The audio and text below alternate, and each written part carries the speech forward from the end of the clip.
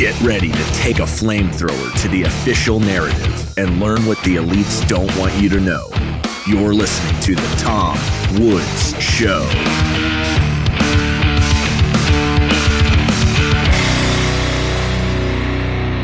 Hey everybody, Tom Woods here. I don't know what episode number this is. I usually announce it at about this time, but I'm completely disoriented being down here in Texas for the Ron Paul 90th birthday barbecue.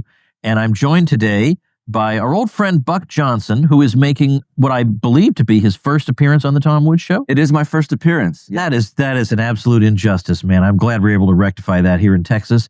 Buck is the host of the Counterflow podcast and talks about the kinds of things that I think people who listen to me would find interesting.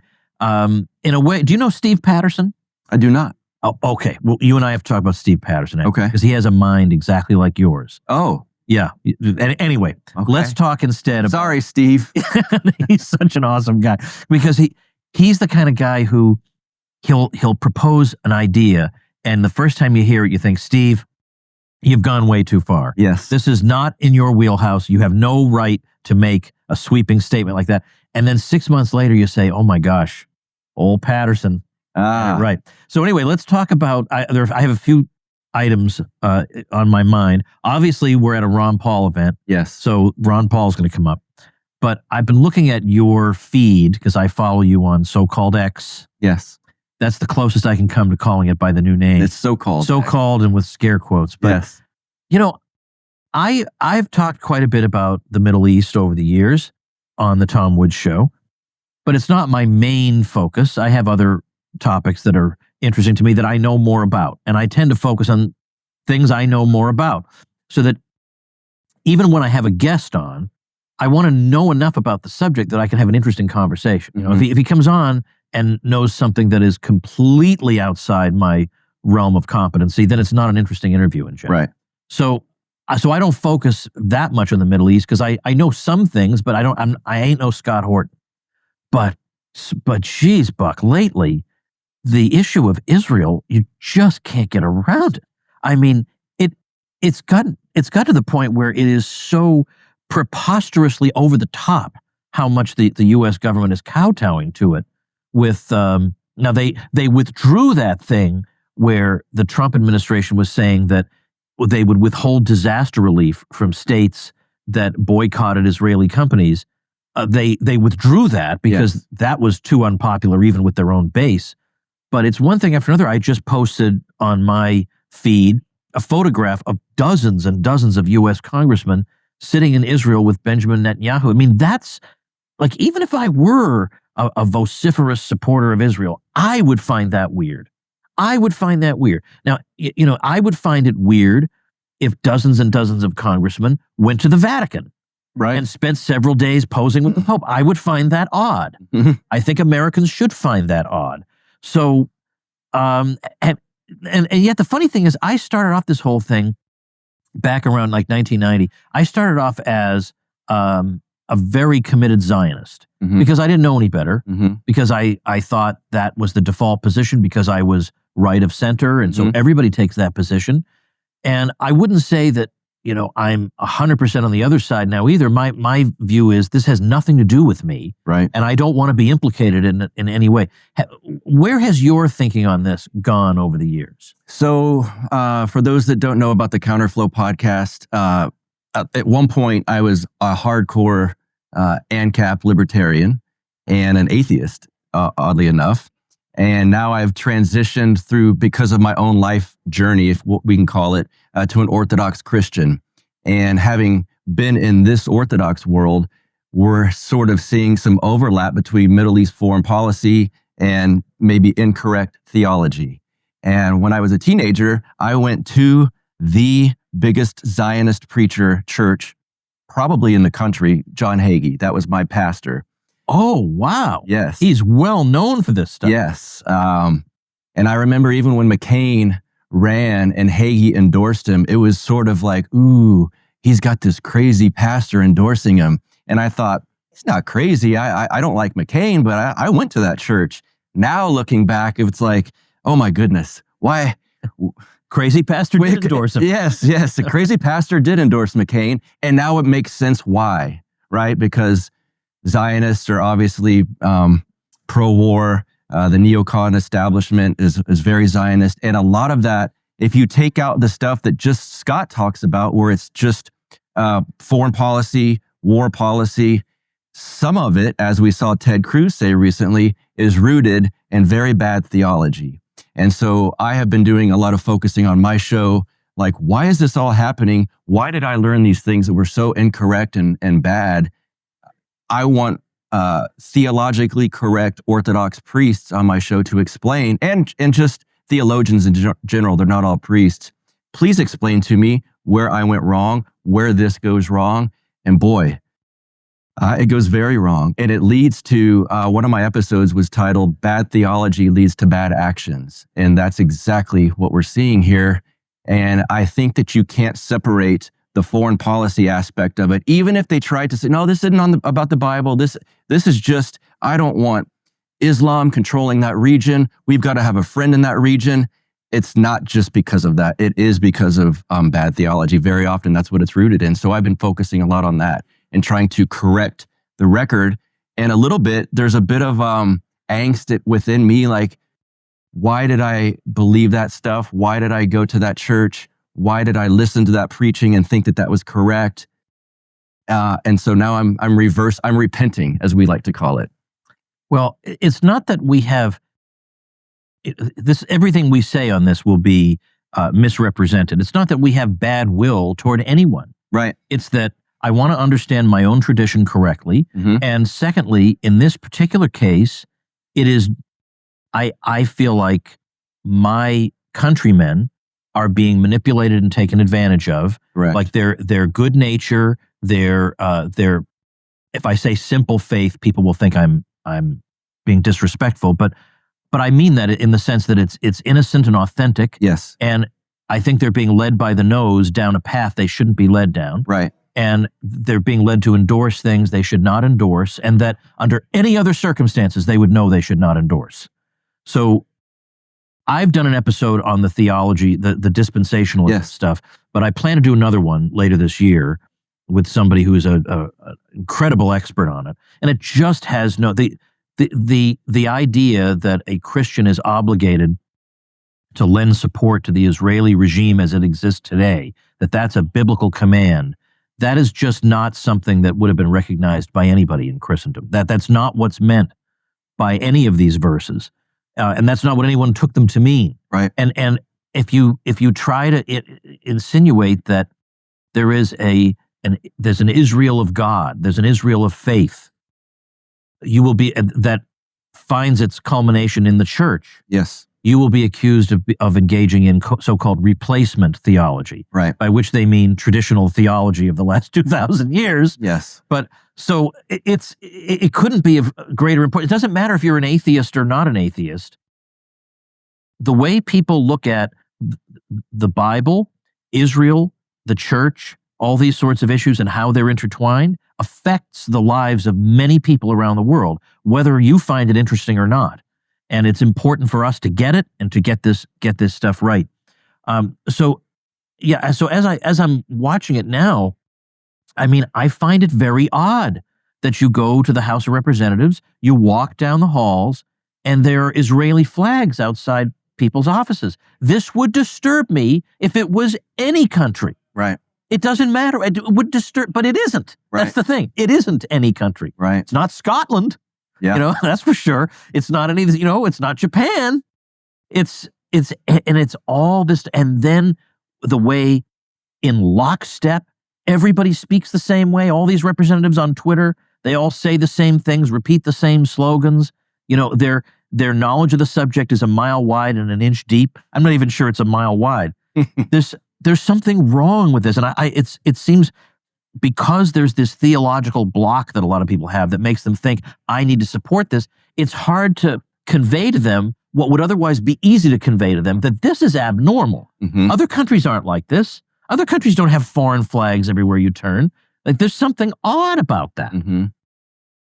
Part of I think, looking back on my past and when I talk to people that still have this misunderstanding, is the name Israel of a state is very confusing to people. So you read Israel in the Bible, and it's like, well, Ted Cruz thinks that they're talking about this state concocted in 1948, I believe, and it's using a name that in the New Testament is meant for the church and Christians. And so they're saying replacement theology because they think that we are replacing something that existed with something new. We're not. It's all through the New Testament. That's not the case at all.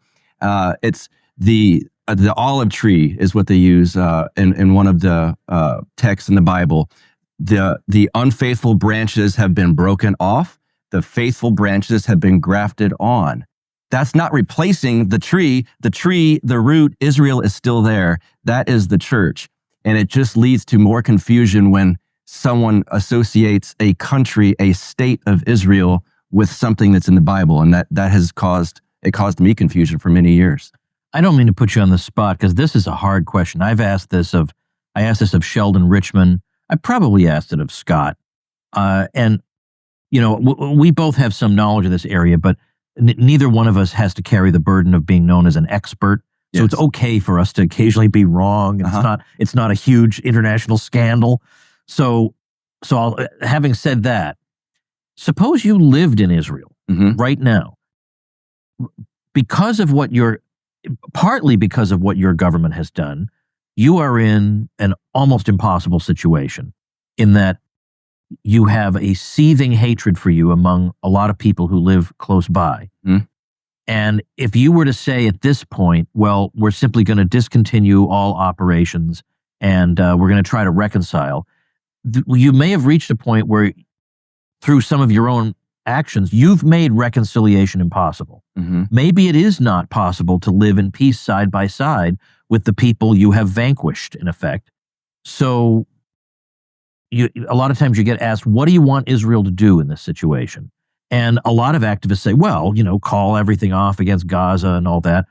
But I've had some people admit, I don't really know what the answer is because it seems like no matter what they do, the public in Israel might still nevertheless be in danger. So now they've gotten to a point where all they can think to do is violence. Because maybe there is no other way out.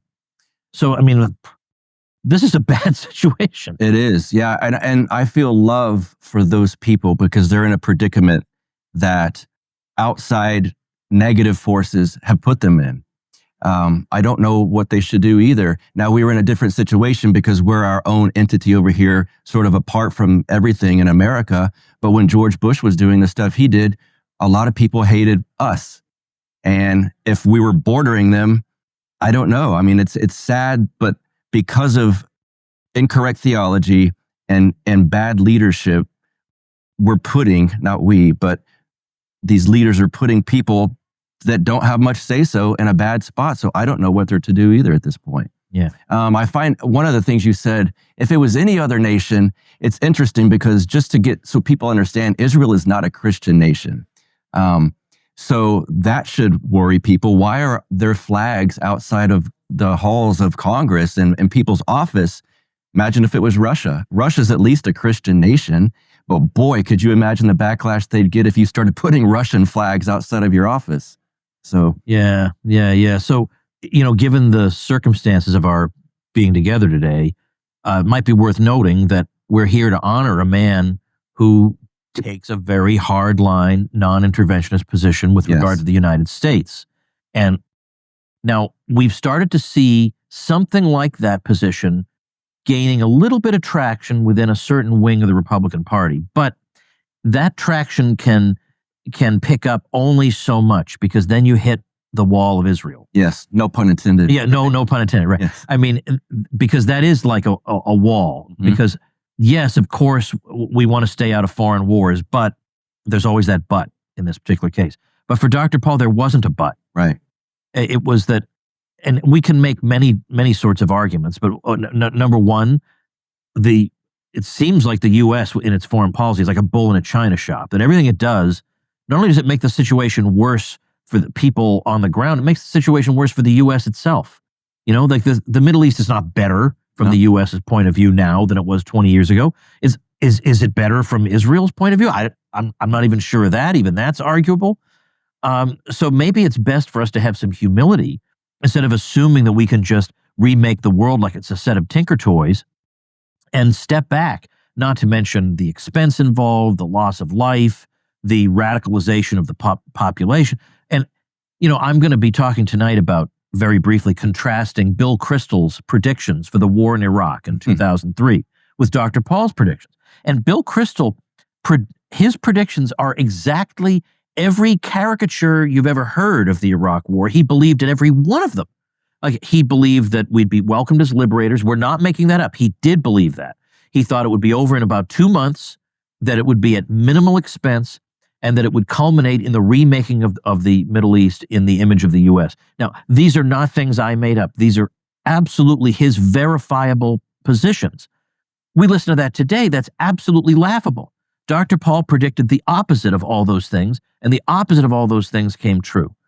So, but yet, his position is still the minority position. And I asked Grok about it, and Grok said, it's interesting that Bill Kristol, despite his dramatically failed predictions, suffered no professional repercussions. He continued to be a respected commentator on cable news shows, whereas relentlessly anti-war people like Dr. Paul were not getting positions on those shows. So the guy has been vindicated a million times over. He's right again and again and again. And what does he have to show for that? Being called names. He's this, he's that. Okay, call me all the names you want, but if I'm right and I'm a patriot and the things I say, if they had been listened to, would have prevented all these catastrophes, call me all the names you want. Hey everybody, if you're a business owner or you run a team in a large company and you want to stop paying high prices for software, regain your digital sovereignty, and you want software that's flexible, you need to use Federated Computer. Federated Computer provides all the software you need for your business or team without the high prices, no creepy data collection, and total flexibility to use your software for your business goals. What's more, a typical Federated Computer customer saves $300 per month per employee. With Federated Computer, you get everything: email, calendar, groupware, file management, Office 365 documents, spreadsheets, presentations, video conferencing, group chats, CRM, databases, appointment management, and so much more. And they don't charge by the user. Instead, you pay a single low monthly price for your business. How does $120 per month for your whole business sound? And that's for everything. Tom Woods Show listeners have been saving big using Federated Computer. A dental practice reduced its monthly software costs by $7,000 per month. A construction firm saved so much money, they were able to hire a salesperson to increase sales. Tom Woods listener companies use Federated Computer to talk privately with each other without worrying conversations are going to end up part of some AI chatbot. No need to worry about change. Federated Computer customer support is there to help you every step of the way. I still don't understand the magic these guys must employ to make it all happen. Now, only for the Tom Woods audience, if you use code WOODS at checkout, you'll save even more, 30% off your first year. They even offer a free month to check things out. How do they do it? Federated Computer is run literally by the same people who invented cloud computing. These guys know their stuff. They enjoy empowering customers with tools to find success in their business.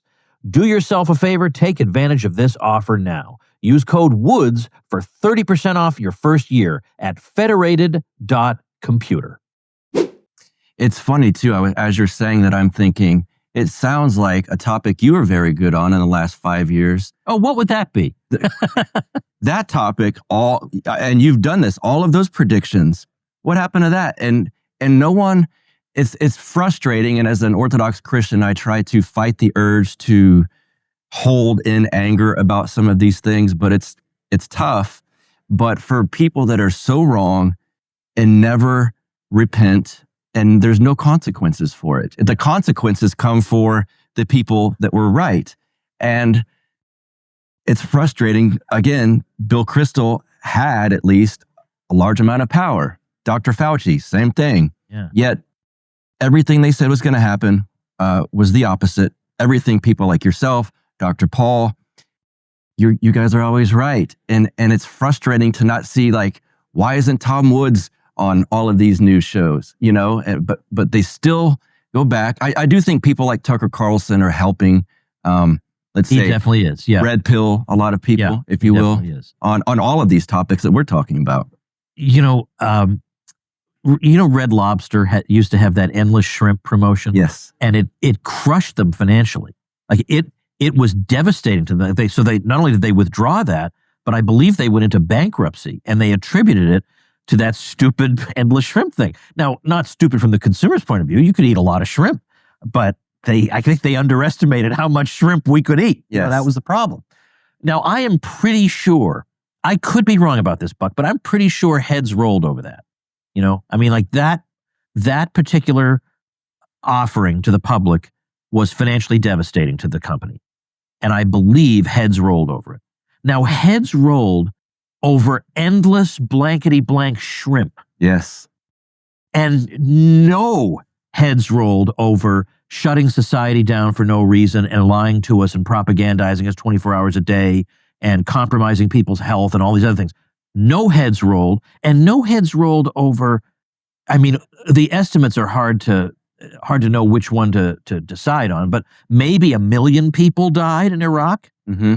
Nothing. I mean, endless shrimp has more accountability for it than a humanitarian catastrophe. That's all you need to know about the state. And I know that there are times when I'm tempted to say, ANCAPism is just pie in the sky. But then I'm reminded, I mean, there's no other institution in society that would have tolerated that kind of atrocity, right, and not having any accountability for it at all. I mean, if endless shrimp gets you fired, I would think these things should get you fired too. Yeah, endless war and endless death should get you fired.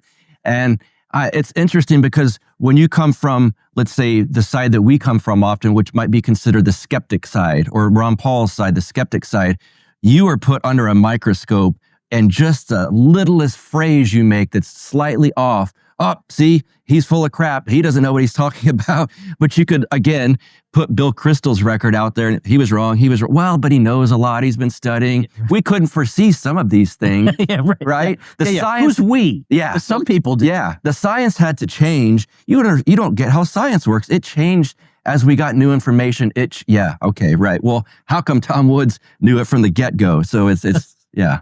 So your Counterflow podcast. Yes, sir. Tell me, sometimes people ask me, what's your favorite movie? And I can't answer because I have trouble narrowing things down to just one. Like, what's your favorite song? I would never be able to do that. Okay. Maybe I have 12 favorites, but I could never narrow it down to one. Do you have, since I can't do that, I'm not going to ask that of you, what's your best episode? But especially for people who have never listened to Counterflow before and don't know what they're in for, what would you say are maybe the 2 or 3 that you really felt like your mind was blown by? I think, you might understand the paradox I'm in here. My biggest episode that I ever had on Counterflow was one that I messed up as I was recording it. And so it came out visually strange, yet it's got the most views of any. And I think the message is important because it's on some of this. It's actually a Protestant preacher came after Orthodoxy and made a video online saying why we're goofy and why we're wrong. Well, I had a priest and a very a cradle Orthodox guy, Jim Jatras actually is who it was. Oh, I sort of know him. Yeah. So they were on with myself critiquing that breakdown of us and critiquing that. And I never used Zoom after that again because Zoom really messed me up. So that's on. I've got several episodes with a guy that I call my spiritual father, an Orthodox priest named Father Turbo Qualls. I would check those out. He's a very deep spiritual man. I would check out the episode I've got with Tom Woods where we break down the Diary of a Psychosis, I believe. And those are the ones that pop as you ask that question. Again, we'll be done with this interview, and I'm going to go, I forgot to mention that. Okay. My favorite expression that I learned about only late in life is l'esprit de l'escalier. It's like the spirit of the staircase. It means as you're walking away from a situation, the perfect response comes into your mind. Yes. And I didn't know there was an expression for that. Yes. It's l'esprit de l'escalier. So later on, you're going to come to me and say, I forgot that episode. I should have told you. And for those who love the Tom Woods Show, I got Dave Smith on, and I think it's a conversation that he's not used to doing, or that you don't hear from him very often. It was how his views on Christianity changed with the birth of his children. And I think that's a very touching episode. So check out the one with Dave Smith too. Now you've done some conversation. You at least had a recent one pertaining to feminism. Yes. Now, feminism's a hard topic because there are different waves of feminism. So which one are you? And sometimes you might be talking past somebody because that person will say, well, I actually agree with you on those things. So it's a little tricky to nail down. It's even trickier than libertarianism to nail down, because at least most libertarians will at least claim they believe in the non-aggression principle, but feminism has so many different varieties. And so I've had some feminists on. What I've said to them is, I think when a lot of people hear the word feminism, they think, well, what this means is just that women should get a fair shake in society, and that they should have a fair chance at job opportunities, and they should be taken seriously. You know, like if they go to the doctor and they have a complaint about something, the doctor shouldn't treat them contemptuously, like, well, this is just some uninformed woman and I'll send her away. Right. You know, and when you put it that way, you think, well, that doesn't sound all that unreasonable. Mm-hmm. So what would Buck Johnson possibly have to complain about here? Well, I would have to complain about, I look at all war is based largely around propaganda. You cannot have war without it, basically.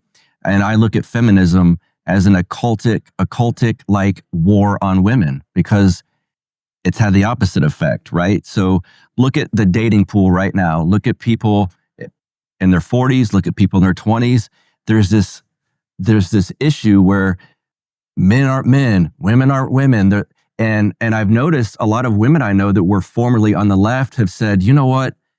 I now believe in traditional marriage roles. I believe in traditional female, male. But boy, I was ruined for so long with these feminist thoughts in my head. And that was all based on the early feminists were occultists. And then again, it's this propaganda. It's a war against women. It's a war against the family. Some of them specifically said that initially. And you can't have war without propaganda. So it's led us to think, well, of course we want them to vote and to be able to get a job and these things. But it's like, yeah, you believe you don't want to kill grandma, so you should probably wear a mask, right? It's the same sort of propaganda that comes out. It's just that this feminist one's very widespread over a century at least. And they've infiltrated the universities, of course. Now they've infiltrated the schools. The lady I had on's a homeschooler, and she said, boy, if you've got kids, I'm for homeschooling. But if you have boys specifically, please homeschool them, because this feminist thread that's woven into the fabric of education, public education, it's just teaching young men that they're bad. Women good, men bad. And now we've led, you get them out of college and all these women complain, well, these guys aren't anything. They don't build something. They don't want to work. And it's like, right, because they've been disincentivized to do that through their entire education curriculum. Now, I just turned 53. I am not happy about this. But in one sense I am, that I'm way, way, way out of the dating pool, that's for sure. But boy, do I hear complaints from men of all ages about how difficult it is. And of course, there's a whole movement of men who've just decided to give up. Which is terrible. Imagine that. If feminism was started to break up the family, the last thing a man right now should do is go, well, no, don't give them what they want. No, don't give them what they want. Exactly. Yeah. But I don't even know, I don't know what's so difficult about it today as compared to, I'm sure that social media and dating apps are part of it. Yes. But is it more than that? I would say there's for any women I'm close with listening, not talking about you, but there has been a large segment of the female population that I would say is extremely vain, expects a lot. It's this sort of thing, I want a man to provide, I want a man to do this, I want this, I want this. And what do you offer? I'm here for him. It's sort of like this, well, I'm expected to be taken care of, but the female role in a household has been diminished and considered like, well, you're a misogynist if you think the woman should raise the kid or should homeschool the kid or prepare the man dinner or something like that. It sounds almost weird for me saying that now. It's like, yeah, that is misogynist, but it's not.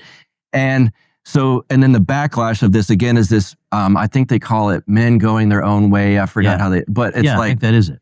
If you're going to go your own way as a man and you don't want a woman, unless you're a monk, the other options aren't very appealing to me either. Yeah. Sitting around with a bunch of men, and then I don't know. It's a bizarre thing. So unfortunately, this feminist wave that started very early on with the first wave has continued throughout the century, and it's led to this. And there's a lot of good women out there. I do say, let me jump in there. Yeah. So I would imagine that in churches that are more traditional, yes, there must be young women right, who are looking for a man, who's compatible with them. Yes. And a lot of times what they find, so they'll say, what we find is that the men are a bunch of slobs with no ambition, yes, who sit around playing video games all day. Yes. And you can't expect me to be attracted to that. Right. And I don't blame them. I wouldn't be attracted to that either. So I think there's this, we call it the royal path, the middle path, that you could also relate to some of the stuff Ron Paul's preached on. There's a royal path. You don't need to be the vain, alpha boss babe woman demanding what you want from the man. And the man that gets tired of that shouldn't just fall back into his couch in a basement and say, I've got AI and I've got video games. There's a middle path to be had here. And with some of my episodes, that's what we're trying to get across. Yeah. Hey, everybody, let's take a minute to thank our sponsor, Persist SEO. If you're getting buried by your competition online, then build your brand, your reputation, and your lead flow with digital marketing by Persist SEO. If you're a small local business trying to compete against large companies in the service industry, then increase your visibility with Persist SEO. What if you have low or no leads coming in on a consistent basis? Well, then website search engine and conversion optimization can help move the needle to a more prosperous business model for you. Are you tired of cold calling and networking?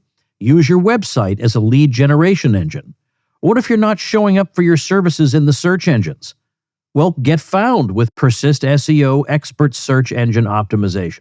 All you have to do is call 770-580-3736 or visit them at ineedseo.help for a free website audit and consultation. That's 770-580-3736 or ineedseo.help. This is why part of the reason that my own emphasis in some of the things I do has shifted away from just how do I adjudicate two competing lines of argument in some obscure libertarian dispute. Mm-hmm. Like whether, how would Lockean homesteading work in outer space or something? Right. And one position says this, one position says that. I mean, I'm a puzzle solver. That's why I really enjoy doing math. I like solving puzzles. And for me, libertarianism and Austrian economics was in large part solving puzzles. Like, okay, it doesn't seem like this particular service could be provided on the free market. So let me put my puzzle solving hat on and see if I can figure out how it could. And there's nothing wrong with that. That's a fun exercise. But I think we've reached a point where we need to now kind of do things in the real world because, we're living with the consequences of, a society that is deeply hostile to us institutionally and on every level. And it's more important, I think, to help people equip themselves to prosper and thrive in that kind of world than it is to satisfy their intellectual curiosity about obscurities. So I admit that I may have put a little too much emphasis on the obscurities in the old days, but now it's more like, geez, this is where we are. Because I would get a lot of people saying, so what do we do? I know all the information. What do we do? And my answer was, I don't know, somebody will come along and figure that out. But I think that the somebody is us. Yes. The somebody is putting our heads together and figuring it out. Or a lot, like, for example, I have a couple of mastermind groups. Yes. And one of the best benefits of that is that people meet people. They make contacts. They, like 3 of my guys bought a business together. They wouldn't have been able to do that if they hadn't all been together. And I think likewise, the more we socially get to know each other, well, you know what? Maybe romances develop out of that. Yes. Maybe deep friendships, maybe businesses. It's important for us to get out from behind the microphone and from behind the speakers, and get out and try and make this world better. Right. But to your credit, not only with the mastermind groups, because you are doing something, but to create groups, essentially like the Tom Woods listeners or mine for the Counterflow listeners, you're still putting out issues and asking questions and solving puzzles that the average, let's say, person maybe not find so interesting, right? So then, okay, we've got our listeners. Well, there's the group. Now you get up from behind the microphone, get with these people, and we're supposed to commune. I think some issues that I had with pure libertarians, or at least libertarian party types in my 20-something years of mixing and mingling with them, there was this instinct to like, I know stuff. I just want to be by myself and out in the woods and not talk to anyone because I hate the government and I hate the world. It's like human beings made in the image of Christ are meant to commune and have community with each other. So I've been trying to preach that more. Now on my side of things, we find that in the church very often, but we do conferences that my podcast and I'm part of. And like you said, yeah, all of a sudden you think, well, I knew this person's name on a screen, but goodness, they own 2 businesses and maybe this person can help out with that. And so getting out there, not being the alone guy that wants to live in the woods and just be a libertarian is something that I think the Tom Show has done a lot. And gatherings like we're at right now with the Ron Paul thing has done a lot. Because again, I did know many libertarians that just didn't want to get out there and do things and talk. They just wanted to focus on theory. And so I'm glad to see people like you doing your mastermind class and things of that nature. So you've had a bit of a transformation in your life, probably more than one. Yeah. Do you mind if I ask how old you are? 48. 48. Okay. So we're close. You're still a young whippersnapper to me. Okay. So if you're 48, what would be something that if you could speak to your 21-year-old self? Oh. Don't you hate that question? Yeah, because I don't know that my 21-year-old would have been ready to hear it, right? Bingo, right. Isn't that the problem? Yes. They're too dumb at that age to listen to good advice. Yes. Yeah. Although I was still listening to Ron Paul at that age, so I had that going. Okay, you had that going. But my main focus now is the relationship with Christ within the Orthodox Church, and after I first figured some things out, or at least I think I figured some things out, I thought, why did I go to Hagee's church? Why did no one explain orthodoxy to me? And then after a few sessions of beating myself up and getting upset with this and talking to some priests, it hit me like, because I might not have been ready then. Things come to you spiritually when God puts it in front of you when you are ready for it. And my 21-year-old self, I'd like to say, look into the Orthodox Church, please, Buck. But my 21-year-old self might go, what? That is ridiculous. Yeah. No. Right. It looks weird. They wear weird vestments. Yeah. Seems foreign to me. I hated the term fellowship for so long. Again, I was an avowed atheist for quite some number of years. And I would hear someone say, well, we're having our men's fellowship. And it would just be like nails on a chalkboard. Like, what? That is gay. But Lord have mercy. And here I am. All right. So that's the first one. What would you say was the first time you looked at some issue in the world and said, the truth of this matter is actually the opposite of what the mainstream tells me? Now that's hard to think of, right? Thinking all that. I would say foreign policy. Was it foreign policy? Yes, because so I lived in Austin starting in 1998, where Alex Jones had a public access TV show. So I was watching that. And even before that, I was in pretty dissident political groups that Tom's familiar with as well. And so I would say, well, actually, if you go back to some of the Southern stuff, I would say Civil War history. I realized, wait a second, this isn't right. Then I got that book, The South Was Right, by the Kennedy brothers. Oh, yeah. And then foreign policy. So in a sense, Alex Jones introduced me to Ron Paul because he would have him on his radio show. And I started listening to Ron, and then I bought the Harry Brown book called The Great Libertarian Offer just before the 2000 election, and then 9/11 happened soon after that. And when I saw what was going on, I had already been influenced enough from Harry Brown, Ron Paul, Alex to an extent, although Alex wasn't touching foreign policy as much as he was on conspiracies. And it was like, this is all lies. These people are lying. Like, what did Iraq have to do with this? Yeah. And so then that was my first real red pill moment, I would say, where it's like, this isn't what they're saying. These people are lying. And I saw people I loved falling for it. people I work with. I'm a firefighter. I can't say exactly where I'll get in trouble, but I'm in the fire department and I saw firemen going, we got to go over there and look what they did. And I was like, no, that's not what happened. Yeah. They didn't do this. Yeah. Our foreign policy caused a small segment or a small amount of people to do this. It didn't have anything to do with Saddam Hussein. So that was a big eye-opening moment. It was disappointing and disheartening to see it just spread like wildfire. And I'm like, hello, listen to Ron Paul, you know? Well, Dave Smith has a bit somewhere where he's talking about talking to people after a little bit of time had passed after 9/11 and saying things like, well, our government or we had done this over in the Middle East and this and this and this. And the response would be, what? That doesn't sound like us. Like no one even knew what was going on. Right. Like history began on 9/11. Like yes. No one even knew what was going on. That their leaders had been putting them in a position where they were in danger, mm-hmm. but hadn't bothered to come clean with them about it. So nobody knew what was going on. So it's funny about Alex Jones and foreign policy, because that's, later on, obviously, he came to have a lot to say about foreign policy. Yes.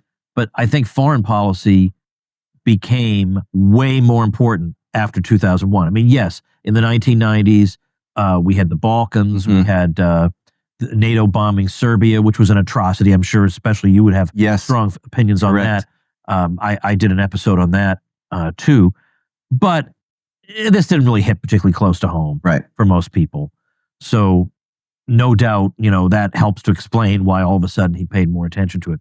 But for me, that was hard, because I just thought that this was as sophisticated as I was. I thought that if you were a wimp, if you were a liberal, then you don't like the U.S. military, but you should, because it's defending freedom. I mean, it really, really was a very low level I was at.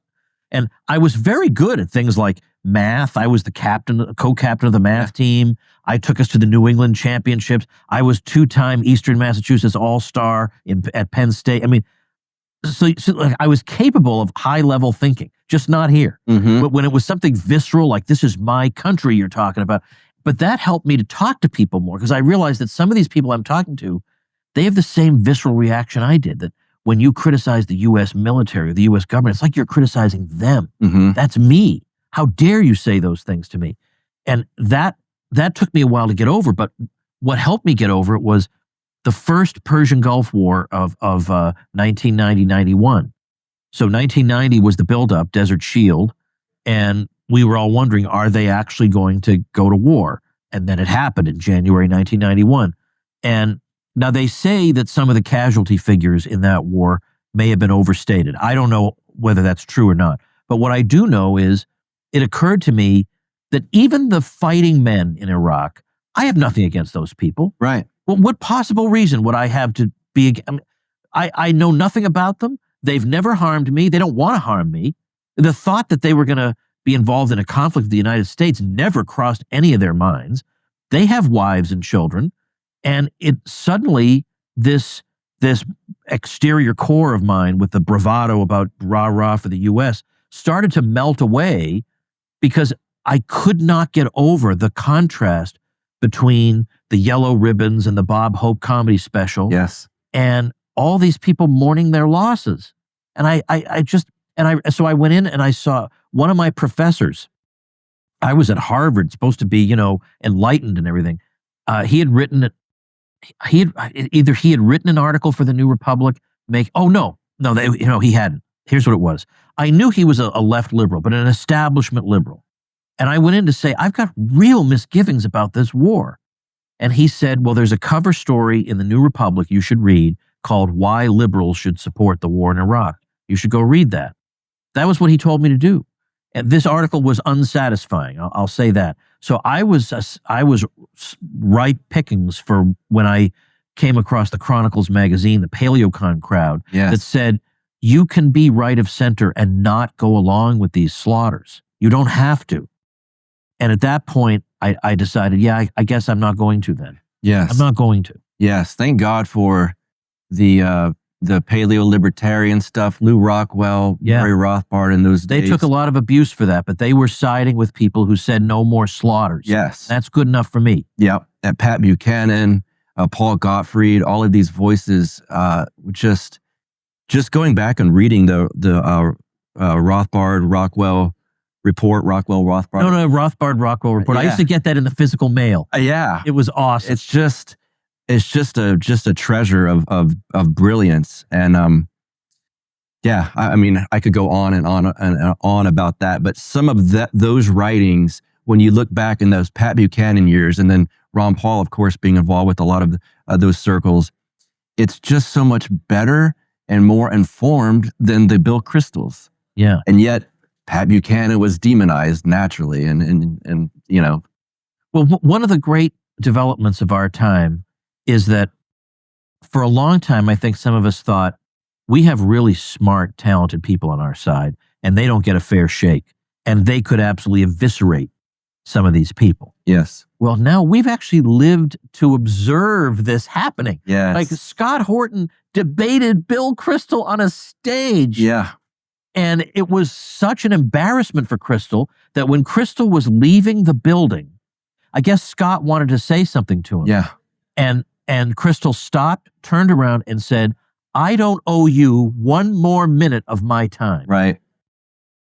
You know, and to see Dave smashing people left and right, I mean, it's happening. Yeah, something has to come of this. We owe Dave a lot, because it's not just that Dave goes and makes Archie or whatever this libertarian goofball's name is look ridiculous in a debate. He's doing it now with Chris Cuomo. Right. And these people, even Berenson, I don't know what that was. What happened with Alex Berenson? I mean, the thing is, I liked him because of COVID. Sure. Then I saw people were telling me, but he's not very nice to even people who are on our side, but not the right form of our side. So he was very nasty to Dr. Malone. All right, maybe he disagrees with Dr. Malone, but there's no reason to be nasty to him.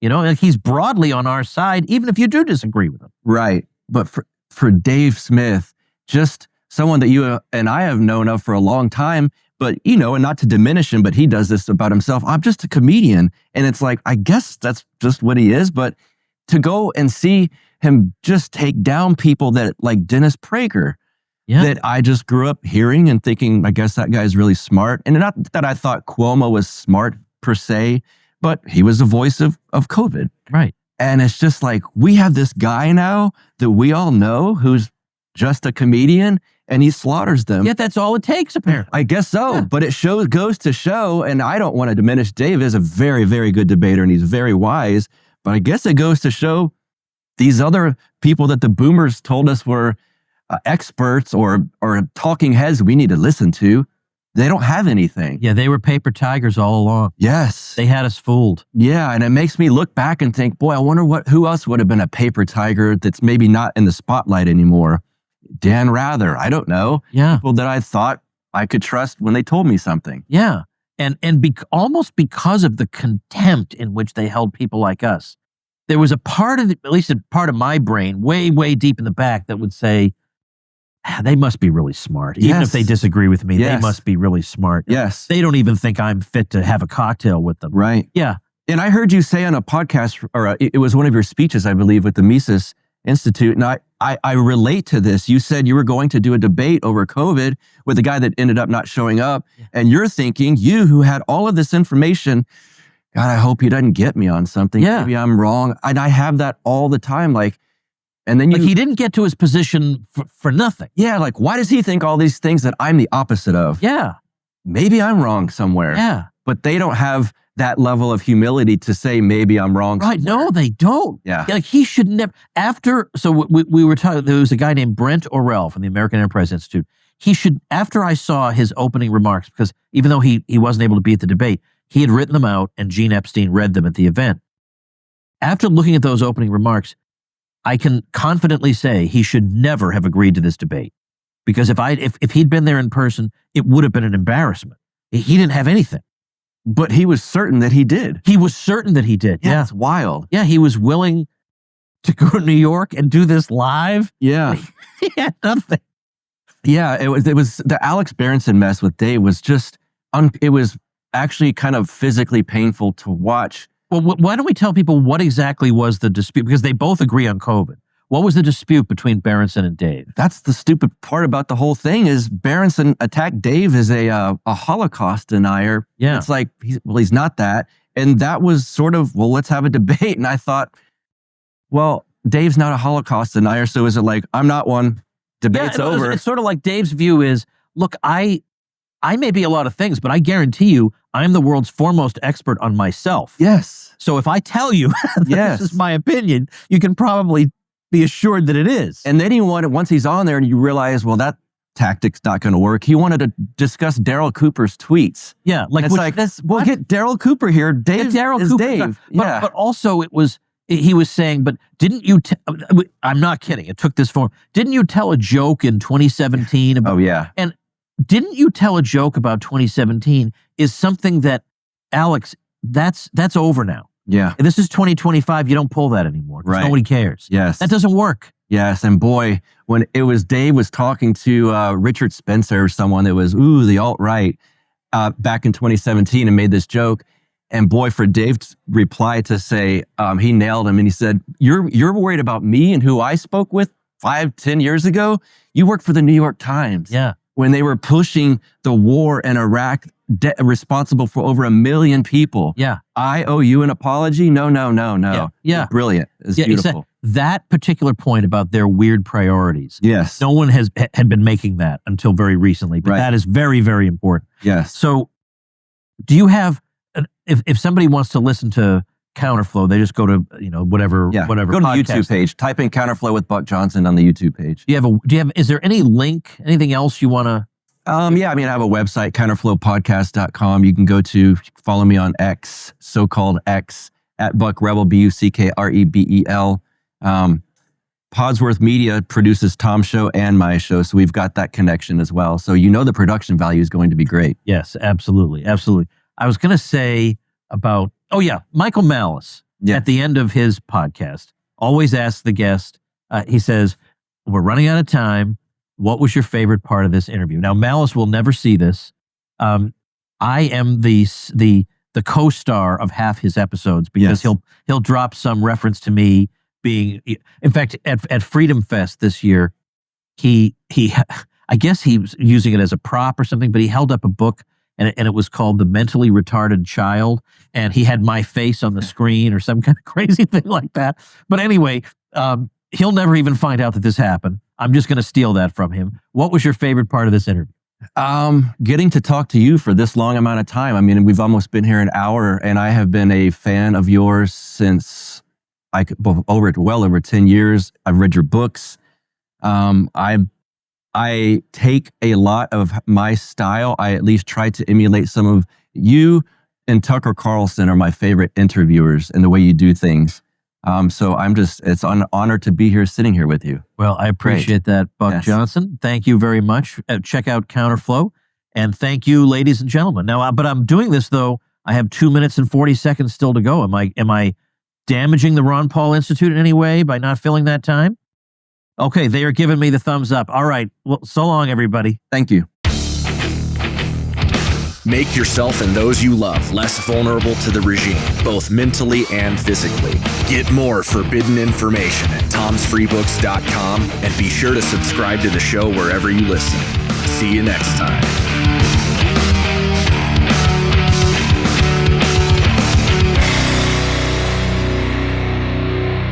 Like the sound of The Tom Woods Show? My audio production is provided by Podsworth Media.